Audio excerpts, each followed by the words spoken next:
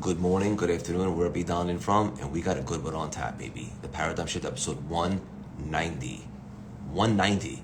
10 more to 200. You divide that by 52 weeks a year, you can tell how long we've been doing this for. Let's have some fun.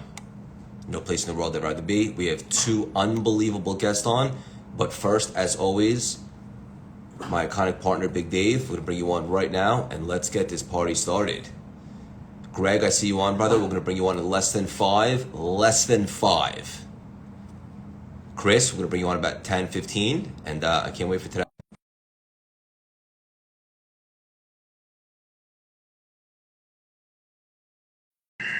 Let us know how you guys are feeling in the chats. Any questions? Want some access to the guys? Ask them. Closed mouth doesn't get fed.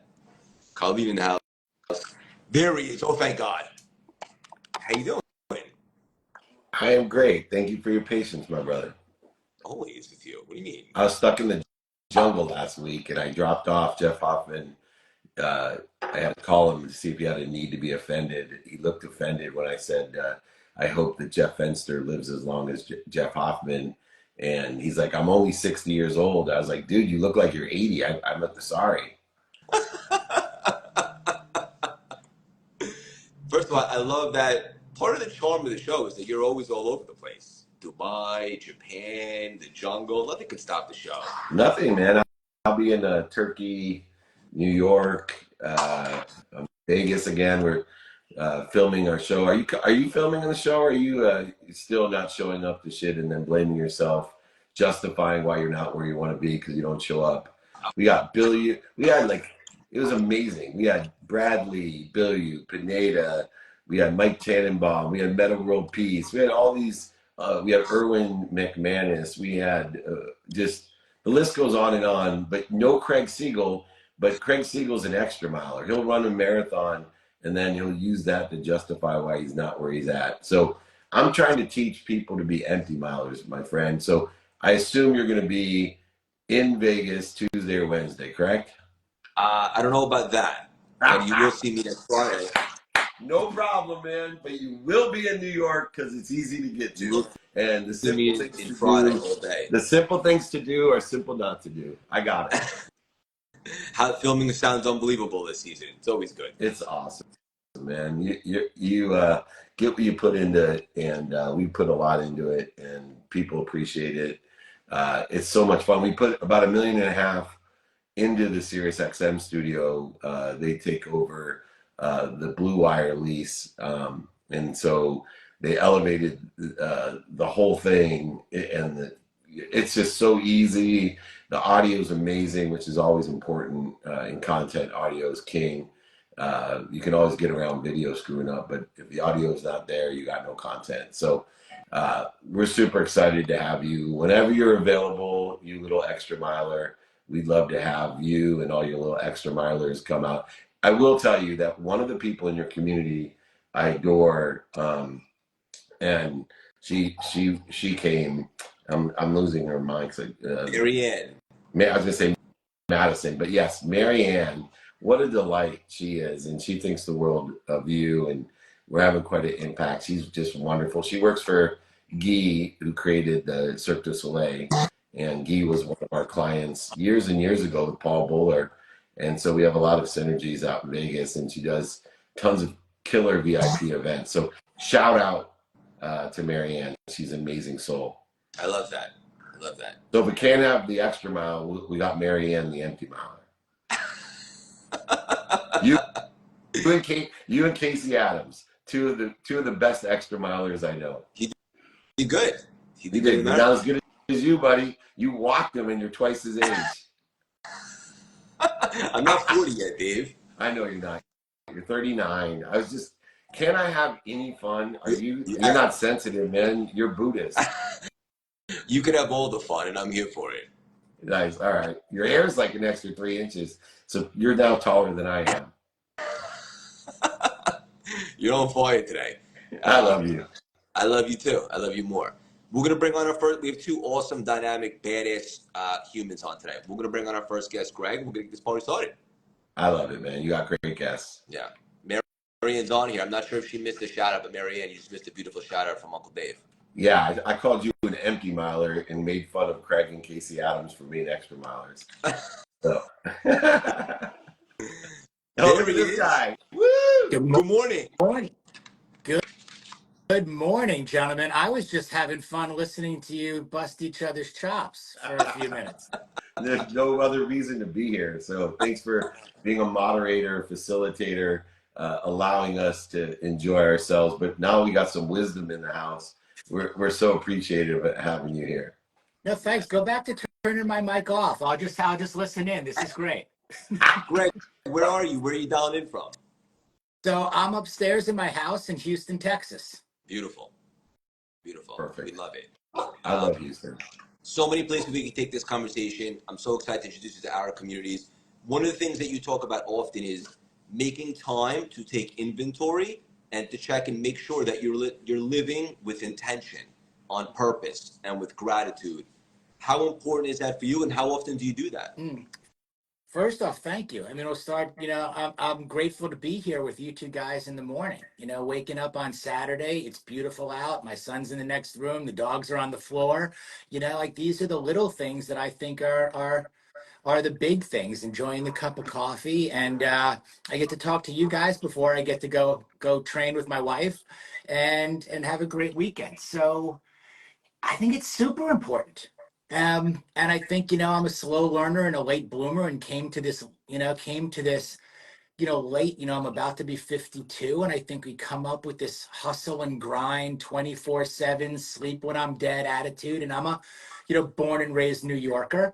And over time, kind of my mindset and perspective has shifted, a bit into sustainability and longevity and durability, and what does success and happiness and intention and gratitude really look like. So, that's what I'm fortunate to get to do now, is just spend a lot of time there trying to figure it out, help other guys do the same. And we're all in this together, just trying to be better. Beautiful. Dave, so relatable, right?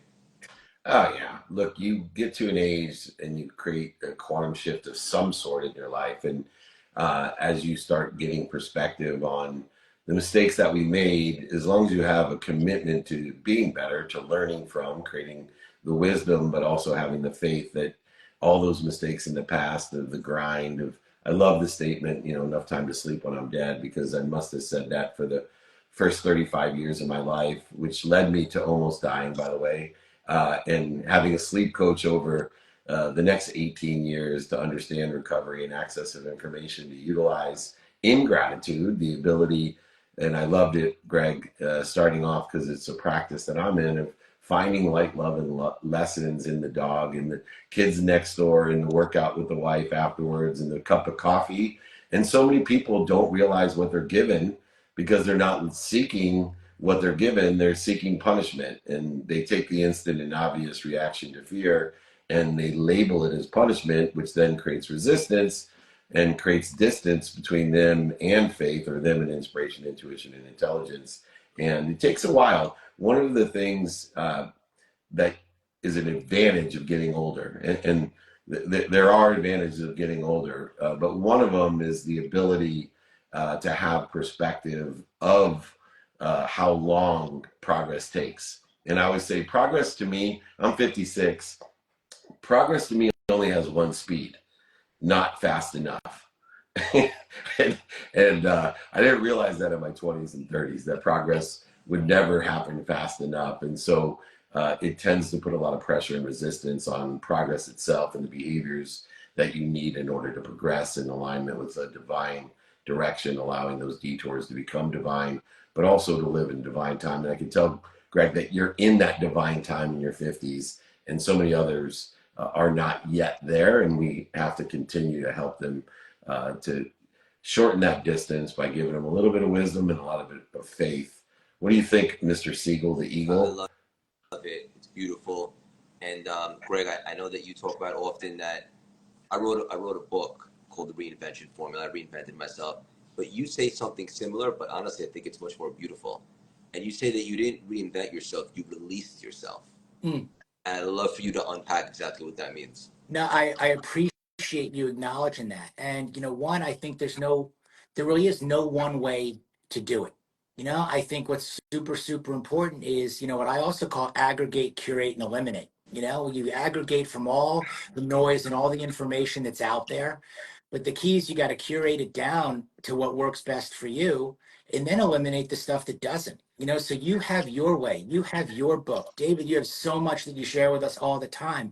You know, I've interviewed over 200 high performing middle aged men. And what I was trying to do there is take in their knowledge and take in their experience to figure out, you know, how I was going to ace it, what was going to be my way. And what I did learn is that it wasn't so much about reinvention for me. It wasn't about this 180, these pivots, these chasing, you know, authenticity where it didn't exist. It was about just opening up to who I really am and saying, okay, what fills my tank? What drains my tank? You know, that I can feel, and we all know this, like when we look in the mirror, you know, when we feel that gut instinct, you know, our intuition, like we know what feels right for us and what doesn't. And I think if you lean in and you release yourself to embrace that, then ultimately what happens is, and you say something similar too, Craig, we attract and repel exactly what we deserve. And that's when things start getting really interesting and they start getting really magical, and it becomes this kind of almost effortless flow. And I've done the opposite, where I had to try really hard to fit in or be accepted or do things that didn't feel right or natural, but were supposedly the path, or again, what success looked like or what I was ingrained to do. And when you play that little game with yourself, better one or better two, and David, you and I talked about this once before, like months ago, what feels better, you know, this or that, you know, sleep in or go to the gym, go to Las Vegas, you know, or stay in New York. You know, there's no wrong decision. It's which one is better for you. And you go with that. And when you start making the better decision the majority of the time, I guarantee you the majority of your life starts to get better. Beautiful. Brilliant, man. In that release, it's so interesting how people get caught up into definitions. You know, I'll say, you know, I want to help people to be happy, and people literally will create unhappiness over the word happy.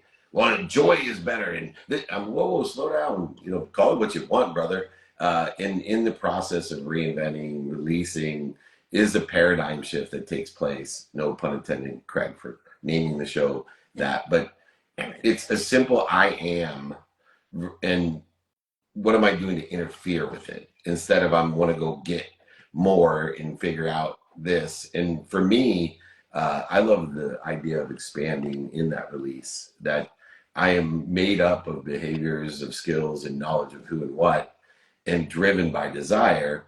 And within the context of the divine desire that I'm connected to and through, not to interfere, but release myself to live at ease and to dissipate that dis-ease that we create called resistance. And, you know, my mentor, Dr. Wayne Dyer, was the king of, you know, what you resist persists, Dave, and giving me that repel or attract, the feeding and bleeding, and even the meaning within the context of feeding and bleeding. I spent many years telling people, feed what feeds you. Don't, you know, dissipate or dissolve or fire what bleeds you. And that's not true. Because some things that bleed us, they actually feed us. And so I take care of my children. I have 4 of them. I take care of my wife. I take care of my mom, who's 81. And nothing feeds me more than when they bleed me. And I think we have this idea that, and we have definitions and identifications in our mind, that when we realize and shift a paradigm of simply, I am happy, I am healthy, I am wealthy, I am worthy, whatever you are, and just try to figure out what you're doing to interfere with it, that release, that reinvention, or for me, that expansion into 2.0, 3.0 occurs in an accelerated, aggregated manner, which exponentially creates terrific outcomes that are divine to me in my divine direction. So Greg's spot on. I just love the fact that we all say the exact same shit. We just use different words, and some say it more eloquently than others. That's why we're blessed to have Greg here to class up our vernacular, Mr. Siegel. That's beautiful. I just have one question. Am I classified as a middle-aged man yet? Yeah, you're 39. Okay, just checking. Look, I think it's more than a number. You're 39, you're on that precipice of crossing over to 40. I think the stats have said, that middle age really begins for men at 37 based on a life expectancy of 76. But here we are, I think in this day and age, I think it's more of a mindset.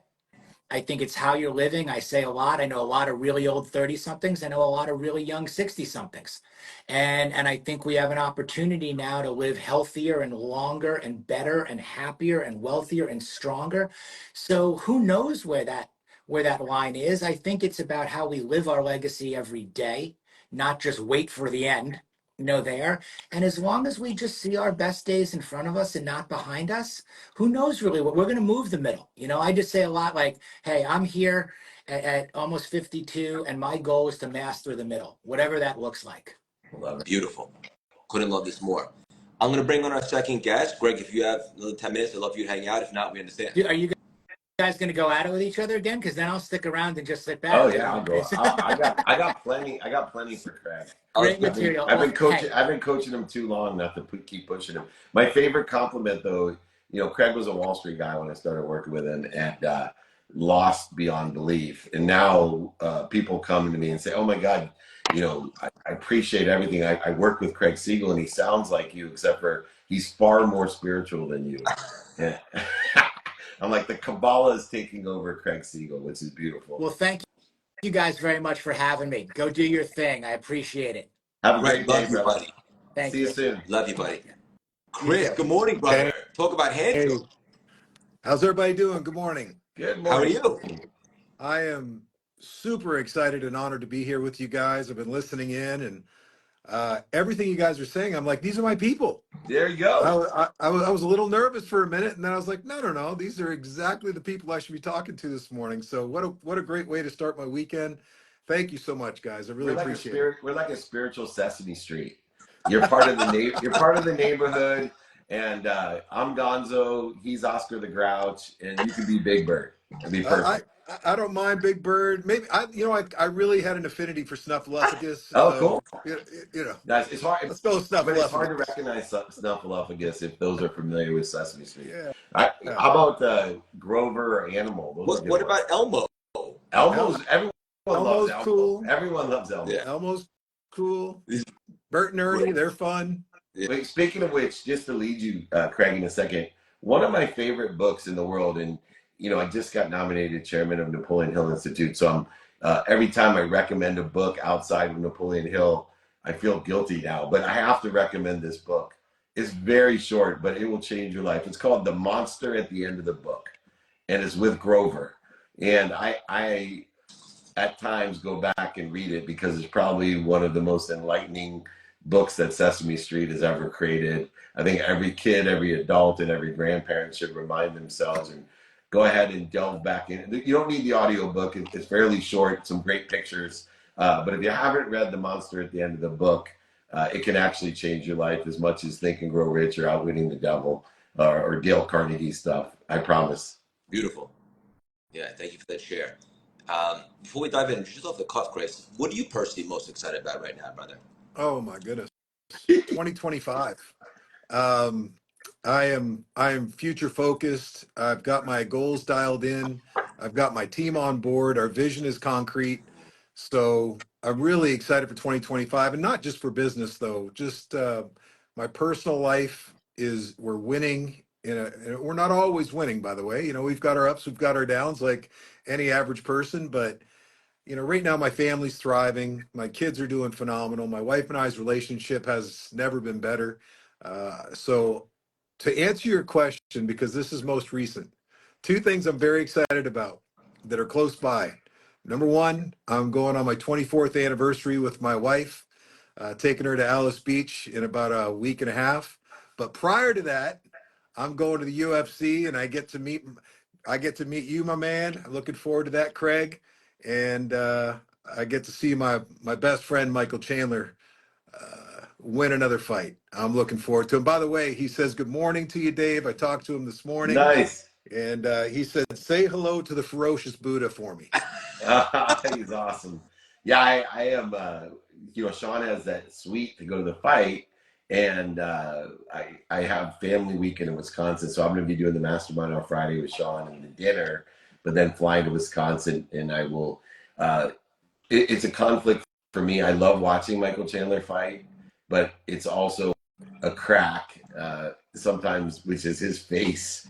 I'm a clairsentient. Like last fight that I went to, I literally felt every time he got hit, and it was a brutal battle. And he's one of my heroes, not because of how amazing of a fighter he is. It's the humility and the kindness that's uh, inside of what's one of the most brutal fighters I've ever met.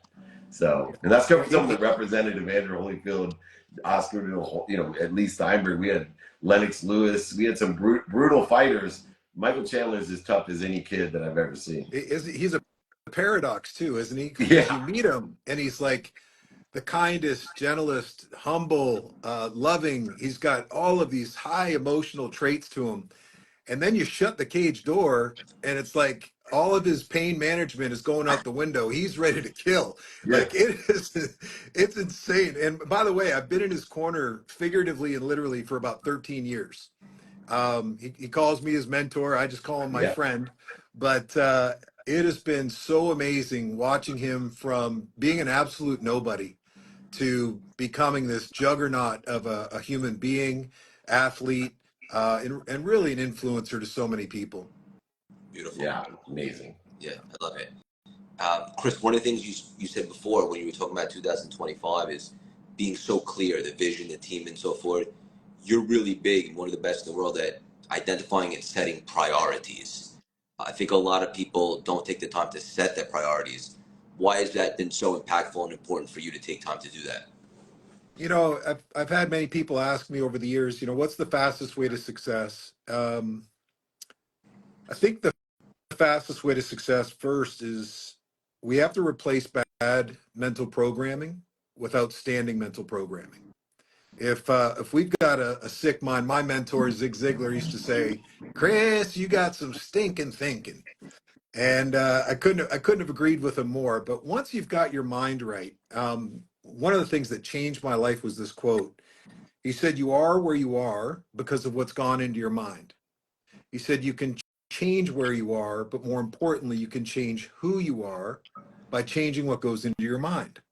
So once we start to the reprogramming process and we start to feel good about ourselves, we're operating at a higher emotional frequency. You guys understand all this stuff quite well, I'm sure. The next step is, all right, I need a plan. I can't just hope for the best and have faith that everything's got to work out. I have to take action. And everything is agriculture. We've got to plant seeds and we got to water those seeds and we got to tend to those seeds. And eventually over a gestation period, they become a mighty oak. But there's got to be a plan of action. And one of the things that I've figured out, which is unbelievably simple and profound, is what I call my top 5. So back to your question, priorities. If you can sit down the night before the next work day and write down just 5 priorities that are going to move the needle, things that are going to make a difference for you, like not necessarily tomorrow, but the day after, the week after, the year after, and keep on making those priorities complete. 5 priorities a day. If you did those just 5 days a week, that's 25 priorities in a week. Those 25 priorities turn into 100 priorities a month. And those 100 priorities turn into 1,200 priorities in a year.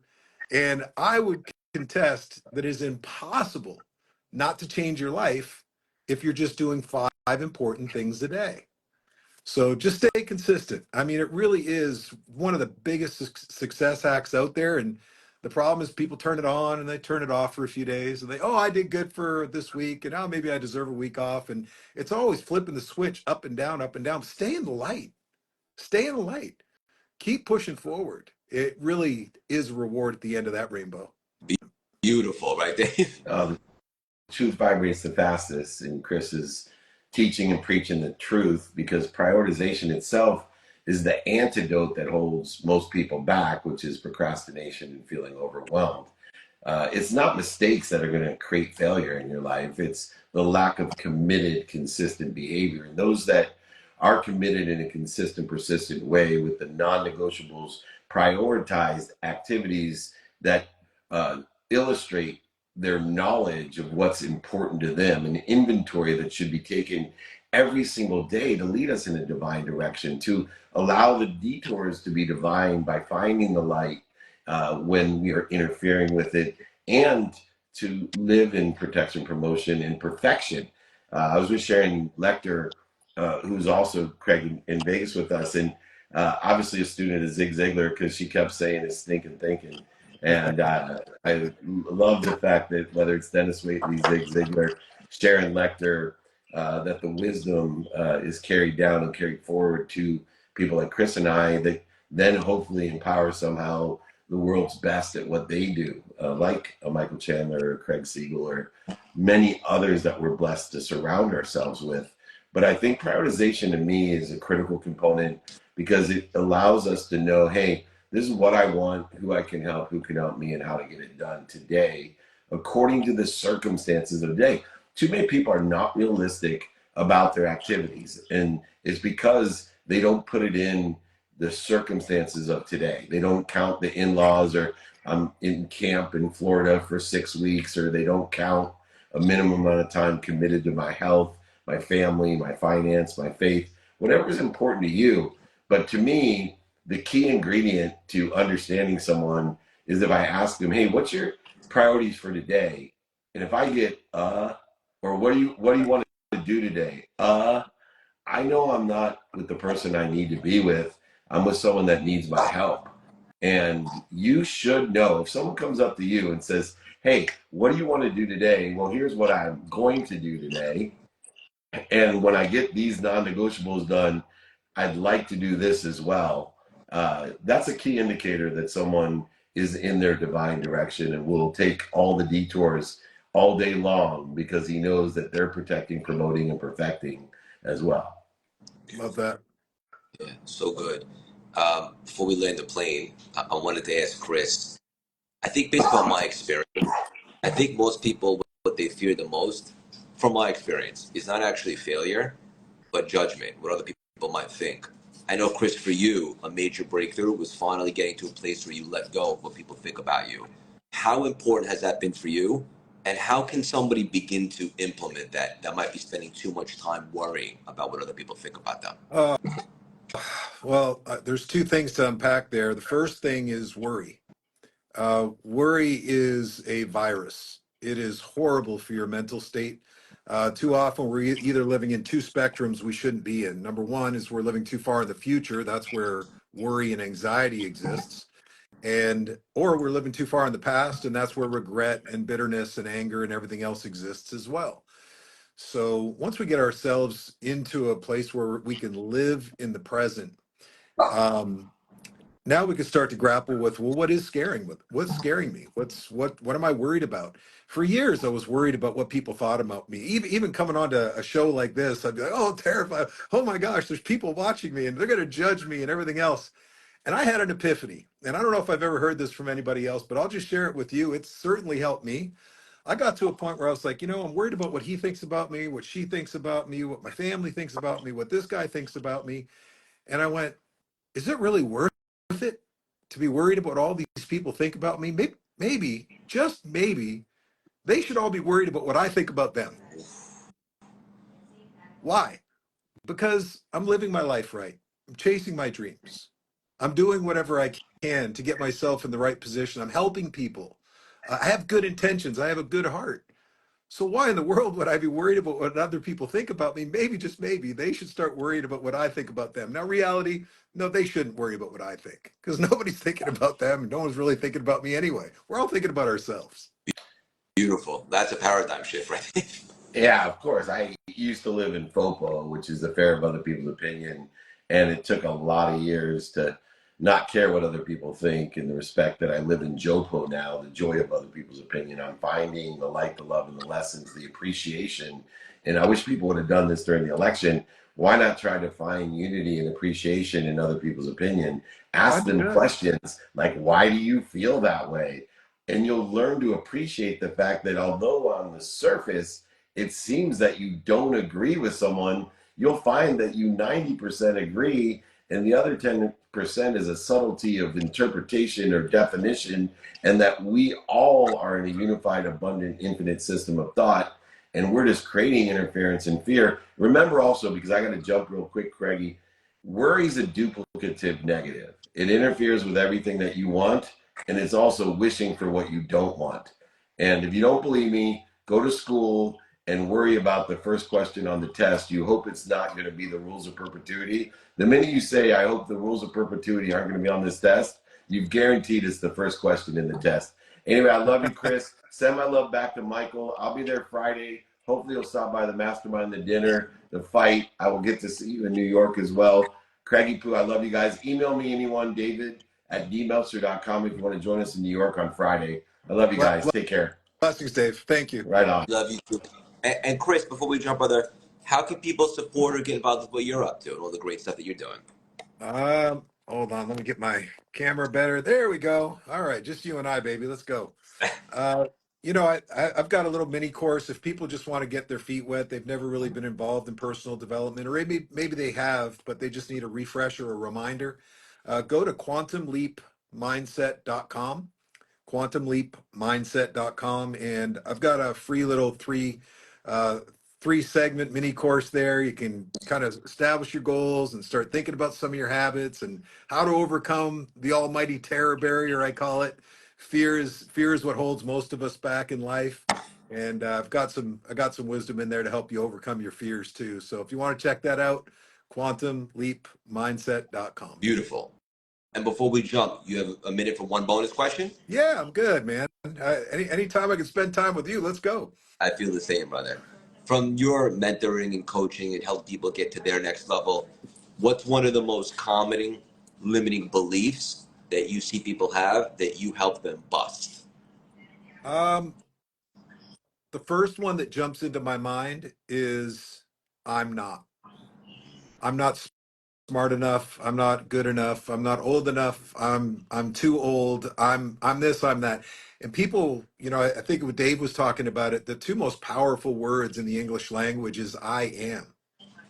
And when you can get people to recognize, and I did this too. I had a tough upbringing in many ways. I went to many schools, and I didn't think I was a smart person because I was watching all these kids just excel and thrive and get A's without even trying.